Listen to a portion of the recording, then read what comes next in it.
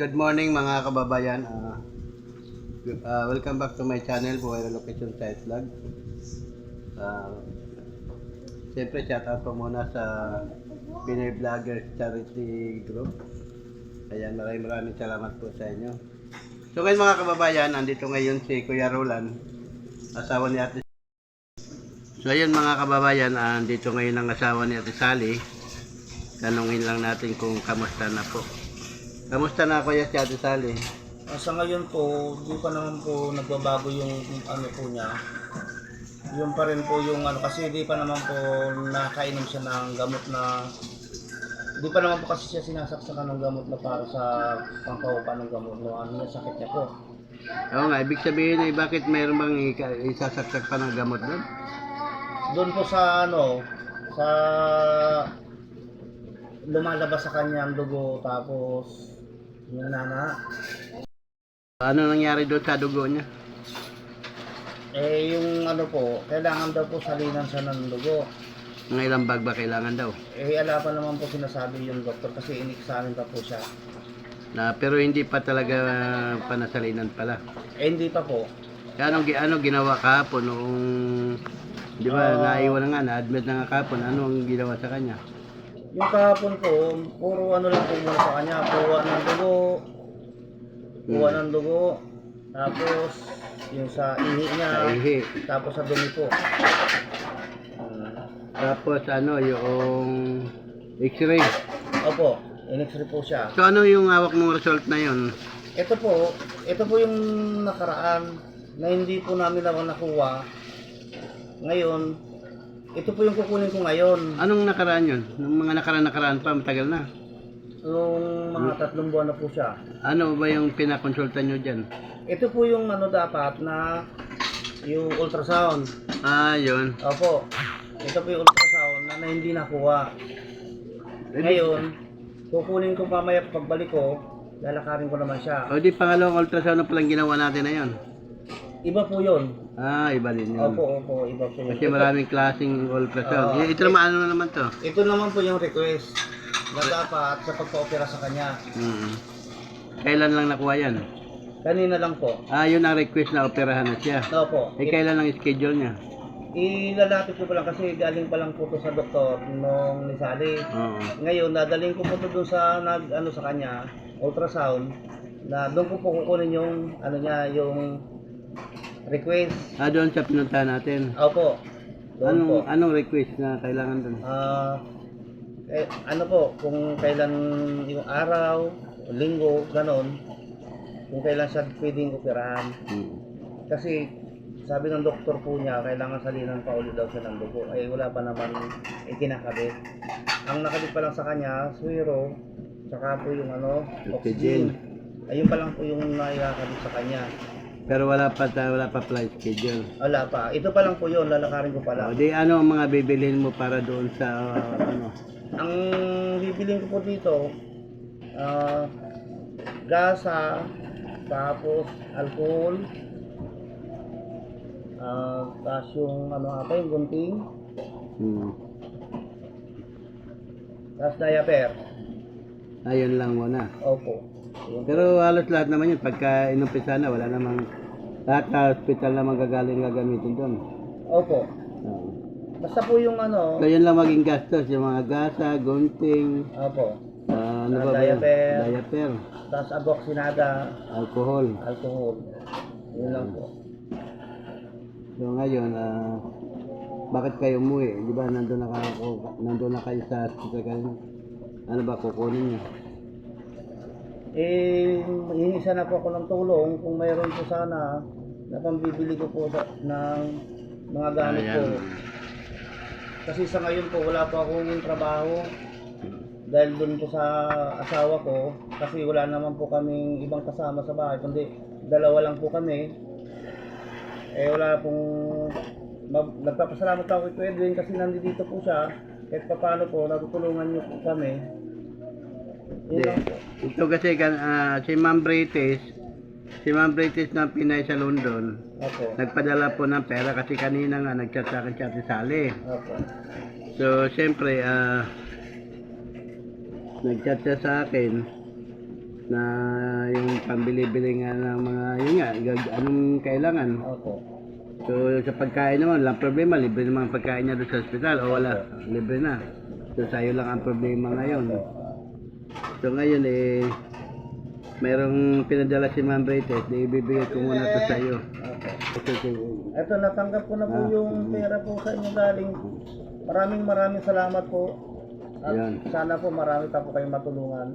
So siyempre mga kababayan ay pasasalamatan ko naman si Ma'am Brites sa Pinay sa London. Yun po yung ano niya. So naabot na natin yung pera. Ngayon ay pasasalamatan ko lang si Ma'am Brites Pinay sa London. Si Ma'am Brites po nagulog po ng pera kanina. So nagpadala. So siyempre salamatan ko rin yung Pinoy Vloggers Charity Group. Yun. Siyempre marami po yan sila ng mga OFW. Unang-una pasasalamat po ako sa lahat sa kanila kasi nga nandyan sila na sumusuporta para dito sa ating mga kababayan na higit po nangailangan ng tulong. So sana nga po ay alam ko naman po ang layunin ng Pinoy Vloggers ay makatulong sa ating mga kababayan. So ito na nga po, problema nga po si Ate Sally na kailangan niya po ang tulong ngayon. So ngayon ay siyempre, naibigay ko na rin sa inyo yung tulong at hindi ko masabi kung ulit, pero siguro naman kahit paano malaking tulong na rin sa inyo. So siyempre mga kababayan, tulad ng sinabi ko ay kung wala po ang Pinoy Vlogger Charity Group, wala po tayo ngayon na maibigay sa inyo kasi nga ako wala naman ako may tulong Actually, sila lang din naman yun ang nagbibigay ng tulong sa akin para ipaabot lang din sa inyo. Kaya siyempre lalo na po kay Ma'am Brites sa Pinay sa London na siya po lahat ang nagbigay ng tulong. Siyempre pasalamatan ko na rin po si Ma'am Lilibet. Ayan yung Jesus Christ Love and Care. At saka yung mag-asawa po na si Ma'am Jo Makiam, si Rick Yam Vlog. At sa lahat po ng members ng Pinoy Vloggers. Siyempre naroon po sila ni Ma'am Lani Wonder Woman. May mga channel po yun sila. Ayan si Ma'am Chay. Pero i-post ko po lahat ng mga pangalan naman nila doon ba. Paki-supportahan nyo na rin tulungan din natin itong mga kababayan kasi actually sila ng mga OFW parang naglibangan na lang nila yung pagbablog din nila. So supportahan din natin yung kanilang mga channel. Nakapost naman yan doon.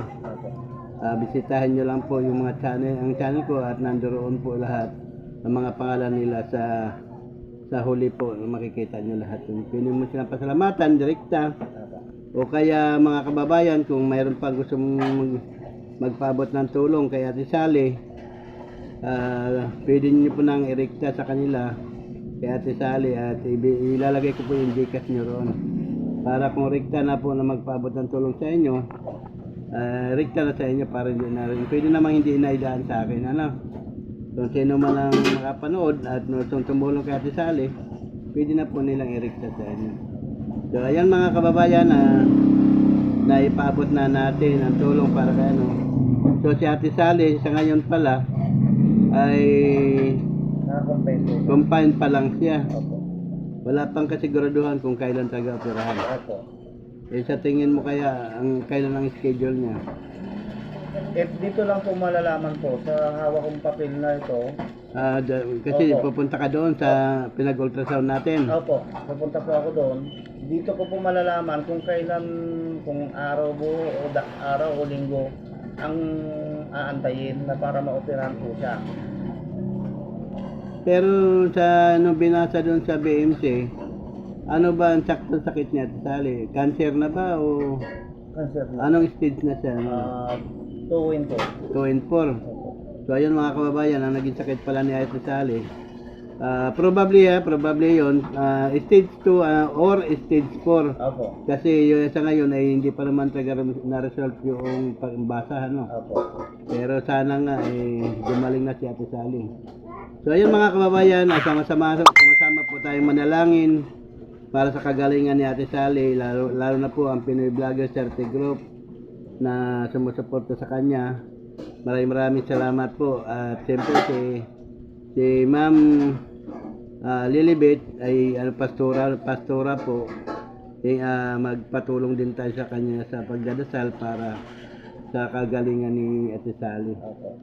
So ayun mga kababayan, maraming salamat po muli sa inyong mga tulong paabot sa kanyang asawa at si Ate Sally nga nasa hospital na. So sige, salamat. Ito may update lang po. Ano pa ba masabi nyo sa ating mga ano?